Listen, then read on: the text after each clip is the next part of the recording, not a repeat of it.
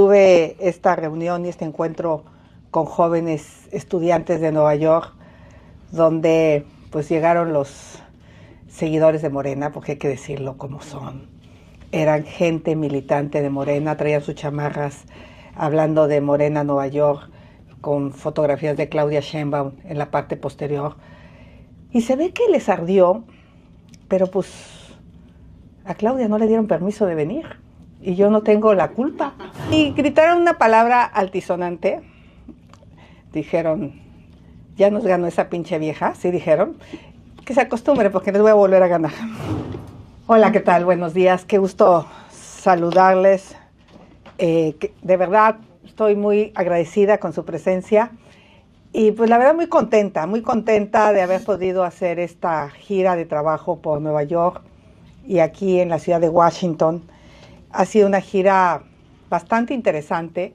Me he podido encontrar con consejos editoriales del New York Times y del Wall Street Journal, así como cadenas de televisión como Telemundo, Univisión. He tenido una serie de entrevistas y quizá de las cosas que a mí más me impactaron en lo personal fue este recorrido por el mercado de abasto de Nueva York. Primero me sorprendió la impecable limpieza, orden, que contrasta con nuestra central de abasto, y ahí nuestro próximo jefe de gobierno tendrá una tarea muy importante para arreglar que realmente los recursos que entren se apliquen. Es una central operada y manejada de una manera muy eficiente. Conocer las historias de personas que tienen 20, 25 años trabajando ahí y que no tienen documentos, me llamó muchísimo la atención. Y ahora entiendo de esta necesidad, de esta promesa que les hizo el presidente Andrés Manuel López Obrador, de que les iba a poner 100 abogados. Porque muchos de ellos seguramente tienen todo para obtener la residencia legal, pero lo que les hace falta es un abogado. Estas personas podrían resolver su situación migratoria. Y la tristeza que me da, primero, es cómo me abrazaban, porque yo creo que veían a alguien de México y quieren abrazar a alguien que les recuerde su tierra, pero también esto de decir, tengo a mi madre allá, le mando $1,200 al mes porque tiene que comprar los medicamentos para la diabetes, tiene que comprar los medicamentos para la presión arterial. O sea, este envío de remesas nos debería de responsabilizar mucho más a los mexicanos que gobernamos, de darle lo que merecen, porque la otra queja que me encontré es, tenemos que perder un día de trabajo para ir al consulado y no nos resuelven los problemas. No obtenemos nuestra acta de nacimiento, nuestra credencial de votar, los que de algún momento lo querían hacer. Todos los consulados han sido una traba. Entonces ese recorrido más o menos de 3 horas saludando, platicando, para mí fue muy importante en Nueva York. Obviamente al día siguiente tuve pues una serie de entrevistas con think tanks, donde lo que me plantean es el tema de la certeza jurídica. O sea, les preocupa muchísimo el que la ley en México pueda cambiar tan fácil, que ellos hicieron inversiones importantes en materia energética y que años después sigan peleándose en la corte por aquello que debería de ser algo muy sencillo de resolver. Y el otro tema que me pusieron en la mesa es el tema de la seguridad pública. Muchos que envían productos a México tienen que pagar seguridad privada por las carreteras mexicanas, y también el problema que hay con COFEPRIS, la falta de, pues ahora sí que los trámites tardan demasiados. Tuve esta reunión y este encuentro con jóvenes estudiantes de Nueva York, donde pues llegaron los seguidores de Morena, porque hay que decirlo como son. Eran gente militante de Morena, traían sus chamarras hablando de Morena Nueva York, con fotografías de Claudia Sheinbaum en la parte posterior. Y se ve que les ardió, pero pues a Claudia no le dieron permiso de venir y yo no tengo la culpa. O sea, ellos hubieran querido recibirla, verla. Y este encuentro con jóvenes, que fueron más o menos unos 200 jóvenes, pudimos tener un diálogo franco, directo. Y obviamente yo lamento, aquí está Cristi que salió con mi chamarra, que haya agachado la cabeza, porque fue una petición concreta que les hicieron que agacharan la cabeza. Por parte de las instrucciones para salir del lugar, y se le hicieron a todos los jóvenes. Por favor, salgan, agachen la cabeza. No sé si por evitar una agresión, pero pues la verdad es que sí estaban muy, muy agresivos. De hecho, Cristi recibió jalones. Y obviamente pues yo salí por la puerta lateral muerta de la risa. O sea, porque todo el mundo creía. Y gritaron una palabra altisonante. Dijeron, ya nos ganó esa pinche vieja, sí dijeron, que se acostumbre porque les voy a volver a ganar.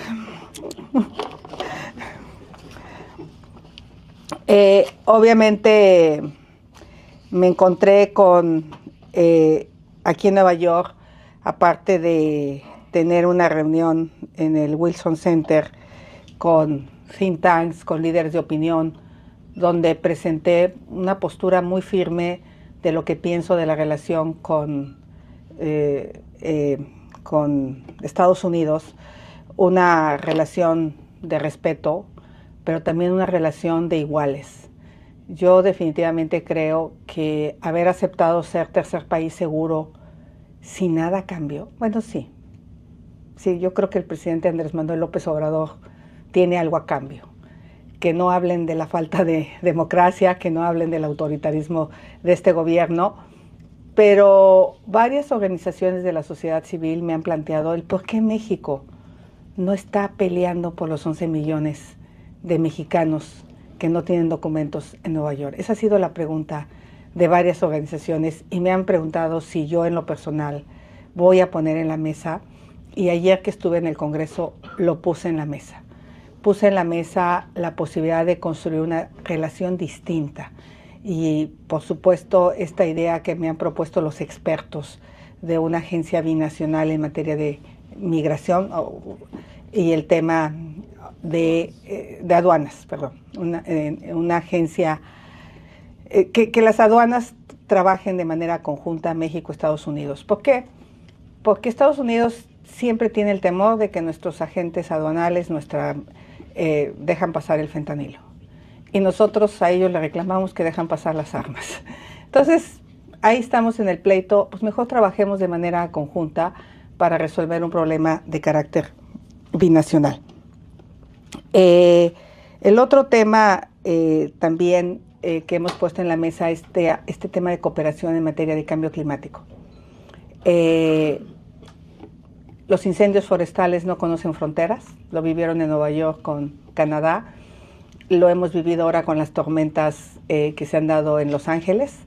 En esa zona, pues Tijuana también, al ser prácticamente frontera con Estados Unidos, resiste estos efectos del cambio climático. Y pues sí, aquí en Estados Unidos se tiene muchísima más información, por ejemplo, que en el huracán Otis nos pudo haber sido muy útil para evacuar con más horas de anticipación a muchas personas que desafortunadamente fallecieron. Entonces también lo pusimos en la mesa.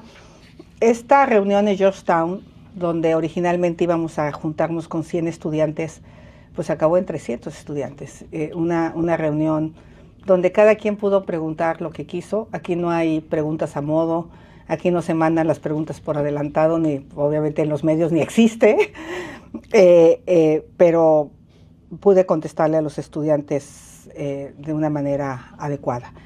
Además, en un rato creo que tendré una de las reuniones más importantes, que es con el Departamento de Estado y con varias personas que la integran, de agencias, para hablar sobre los temas de México. Nosotros creemos que la relación es mucho más que fentanilo y migración. Obviamente el tema de crecimiento económico en México está generando una crisis migratoria. Si se dan cuenta, en 2017 tuvimos 200,000 personas detenidas. Llegó un momento en que prácticamente era cero la migración a Estados Unidos. y en 2023 tuvimos 735,000 personas detenidas de origen mexicano, además de toda la problemática que se ha dado por la falta de derechos humanos de los migrantes que cruzan el territorio nacional. Y eso también lo planteé a los legisladores, la idea de hacer un acuerdo que nos permita garantizar los derechos humanos de las personas que esperan en México. No podemos simplemente decir, pues espérate en México, quédate en México, y no haya una cooperación que garantice las condiciones en las que ellos van a estar en nuestro país. Eso sería como que a grandes rasgos la agenda. Todavía tengo una serie de entrevistas, vengo de Univisión y bueno, estoy a su disposición para cualquier pregunta. Primera pregunta, Eduardo Rivas, Agencia EFE. Hola, buenos días, muchas gracias. Durante su gira usted ha estado hablando del tema de la observación electoral en México. Quería preguntarle si ve algún riesgo de un tipo de fraude electoral en México, si lo ve, qué pruebas tiene de ello y qué le dicen desde la OEA y Estados Unidos al respecto. Gracias. Muchas gracias. Pues efectivamente, otra de las reuniones que tuve fue la de la OEA. Estuve con Almagro. Nosotros sí estamos planteando el que haya una observación electoral antes, que sería ahora, durante el proceso electoral y después. ¿Qué pruebas tengo? Pues hay que mirar lo que hace el presidente desde la mañanera hacia mi persona, los ataques sistemáticos que recibo por parte del gobierno federal en el momento que se anunció mi posible candidatura. Aquí está nuestro candidato a la Ciudad de México, que él mismo ha sido víctima de una serie de ataques desde el sistema. Este gobierno está dispuesto a utilizar todo el poder del Estado para evitar que la oposición obtenga triunfos. Usan el dinero público de los programas sociales. Eso es evidente, que los servidores de la nación pasan casa por casa diciendo que tienen que apoyar al partido en el poder. Lo denunció Marcelo Ebrard. Él mismo dijo ser víctima de una operación dentro de Morena a favor de la señora Claudia Sheinbaum. Hizo una denuncia ante el órgano que investiga los delitos electorales en México, diciendo que la titular del bienestar y varios empleados usaban esta secretaría para favorecer a Claudia Sheinbaum. El órgano electoral ya multó con 60 millones de pesos a Morena por haber utilizado recursos de procedencia desconocida, porque ella lo que dijo es que no sabe quién puso todos esos espectaculares por todo el país, pero pues es muy fácil investigarlo.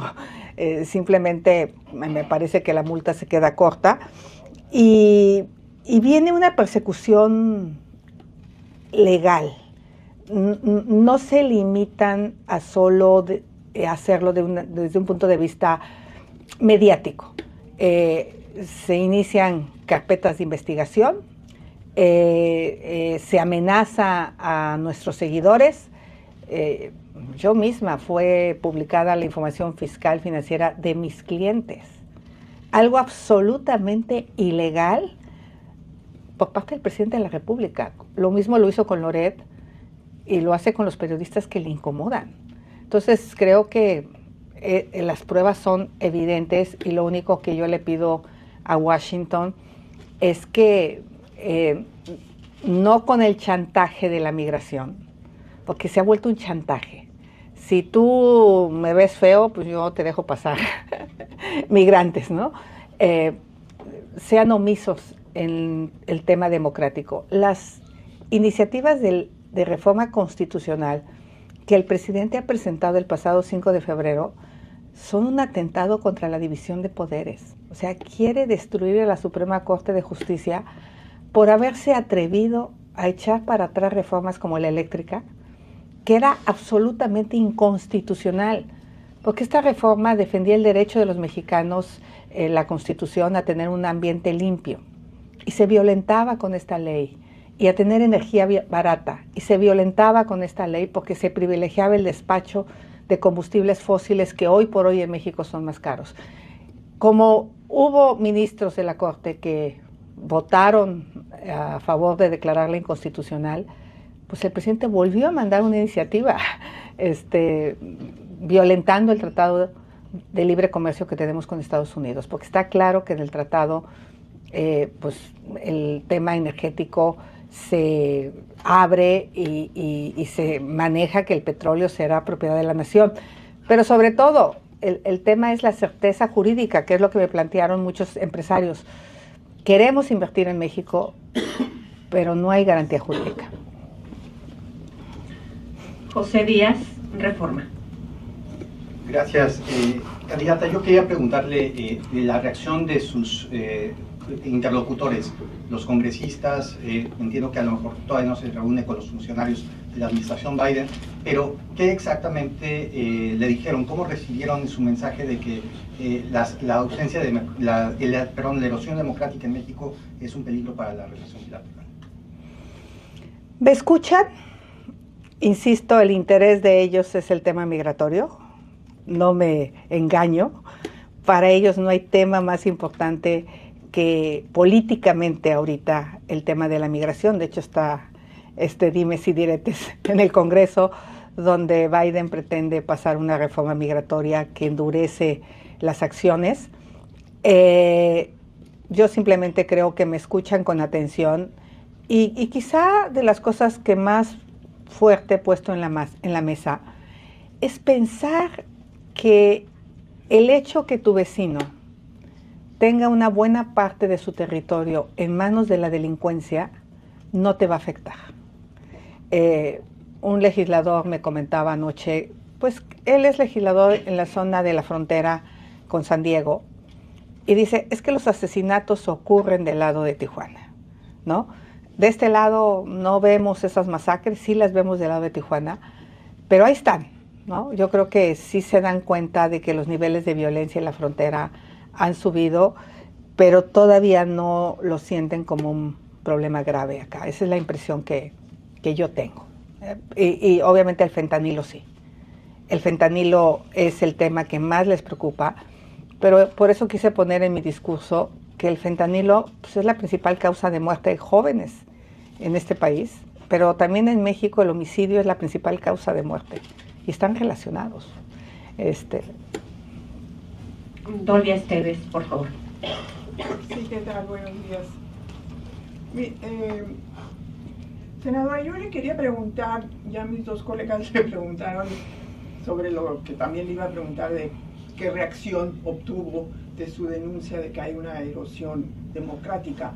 Sí, más, ¿cómo la recibieron usted como candidata de la oposición? Se ha creado la percepción de que es invencible la candidata oficialista. Si la recibieron como underdog, o sea, como usted debe saber lo que eso quiere decir, si no, pueden decir, o si realmente creen que sea posible que usted cierre esta brecha tan enorme con la candidata oficialista y realmente pueda ganar la elección del 12. Primero voy a hablar sobre las encuestas. En México las encuestas no han sido lo más acertadas en los últimos años. Todas las encuestas oficialistas decían que iban a ganar el Estado de México por más de 20 puntos. Y eso creó una baja participación. Eso es contra lo que nosotros tenemos que luchar. Esta creencia de que es invencible esta candidata, pues es lo que más pudieron colocar en el discurso. Yo siempre he sido una mujer que viene de atrás. Nada en mi vida ha sido fácil. En Hidalgo logré remontar 35 puntos. Obviamente no logré el triunfo, pero remonté 35 puntos en 6 semanas. En la Miguel Hidalgo pude remontar 22 puntos en 6 semanas y ganar por 5 puntos. Todavía una semana antes, las encuestas decían que iba a perder por 17 puntos. Una semana antes. Entonces esto se ha vuelto un juego del que tiene el dinero para pagar algunos encuestadores. Una encuesta bastante razonable, la del Universal, la del Financiero, que me pone a 16 puntos. Claudia debe estar deprimida porque hace 2 meses estaba a 30. Entonces, he remontado la mitad de puntos si lo ves. Y hace como 3 me ponían a 50. Entonces, yo creo que esto todavía no empieza. Yo estoy preparando mis propuestas de cómo voy a simbrar a los mexicanos que México no va por el lado correcto. Hoy la misma candidata de oposición ha dicho que toma las 20 propuestas del presidente como suyas. Perdón, la candidata del gobierno, es que pronto va a ser de oposición. La candidata del gobierno ha dicho que toma la totalidad de las propuestas y se la pasó vendiendo la idea que ella iba a ser diferente, ¿no? Ella le decía a los, no, yo no voy a hacer lo mismo, yo simplemente le decía en corto a los empresarios, yo voy a actuar de otra manera. Pues hoy está clara que es absolutamente la continuidad de Andrés Manuel López Obrador.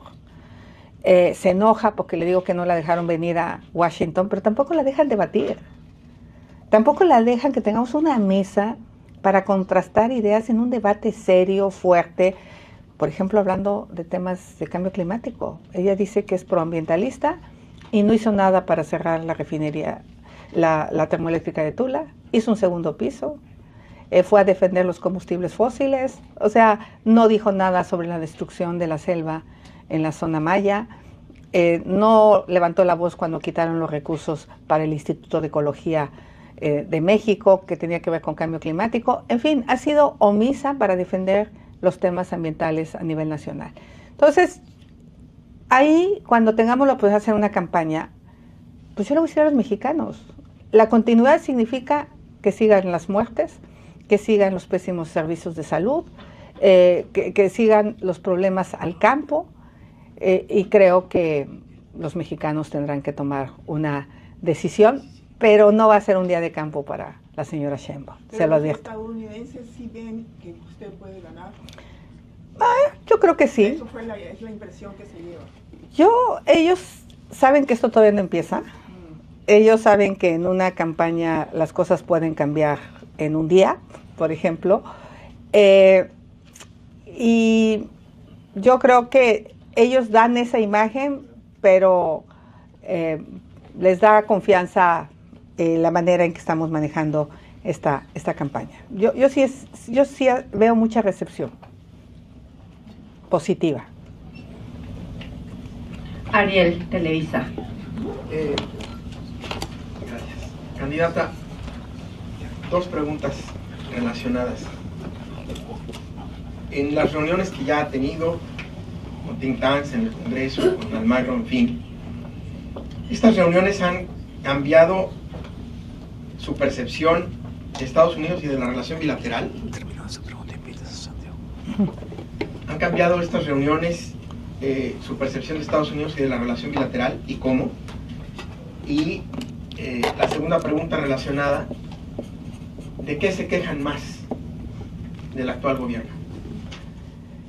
Yo creo que el discurso que di en el Wilson Center se ha puesto en la mesa la posibilidad de que nuestra relación con Estados Unidos puede ser mucho más amplia que el tema migratorio y fentanilo. Es obvio que lo que yo planteo es pensar fuera de la caja. Y pensar fuera de la caja significa encontrar soluciones nuevas, porque seguimos abordando los problemas con las mismas estrategias del pasado que no han dado resultado en el tema de migración. Sí siento al menos en los legisladores, que tuve la oportunidad de tener un encuentro más noche, más en corto, en una cena, pudimos intercambiar de manera mucho más profunda las problemáticas de México. De hecho, van a ir varios de ellos a México en una visita próxima, y justamente contestando, o sea, sí logramos poner en la agenda el tema de la democracia, sí logramos poner en la agenda el tema de la inseguridad como un riesgo para las inversiones y para el comercio.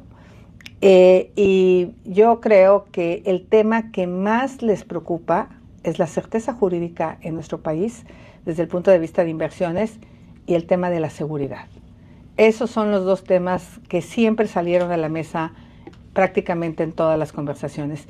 Y hablando de este tema, yo quisiera invitar a Santiago que pase conmigo, porque, por ejemplo, una ciudad que perdió competitividad es la Ciudad de México. Es increíble cómo Querétaro, Guanajuato han logrado atraer las inversiones que en el pasado eran de la ciudad.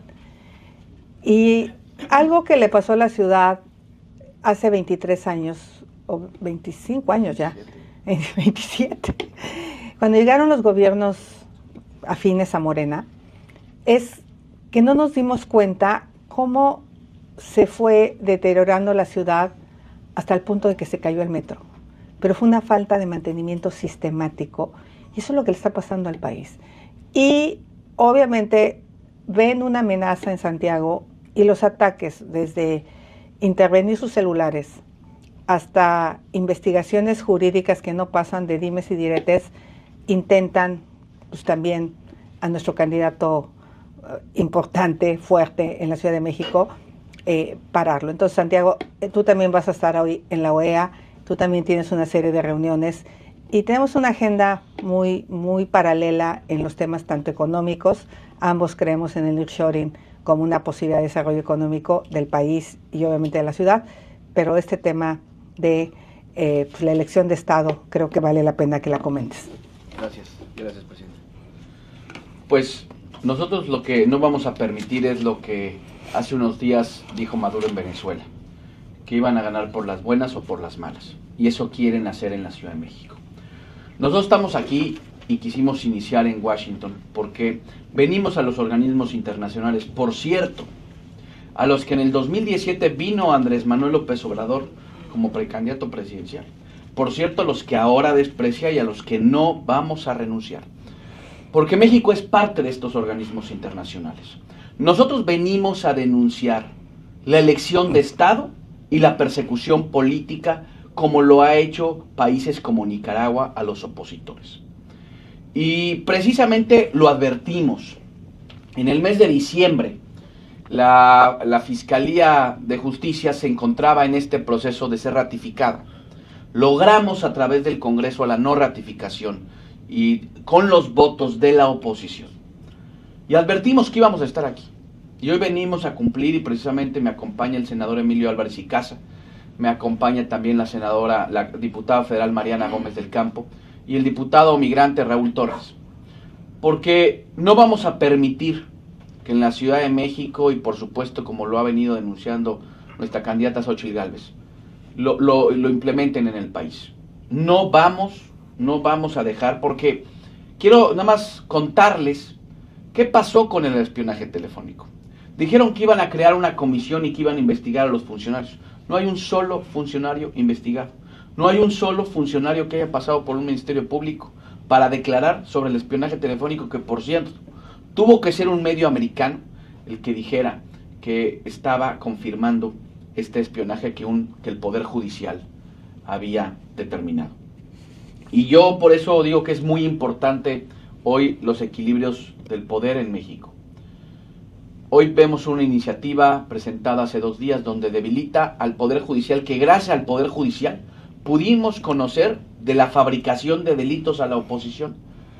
Y también vengo a advertir, porque tenemos información, de la andanada judicial que prepara el gobierno precisamente en contra de la oposición en la Ciudad de México. Y la venimos a denunciar con nombres y apellidos, tanto a la Comisión Interamericana como a la OEA, porque vemos muchísimo riesgo en esta elección de Estado.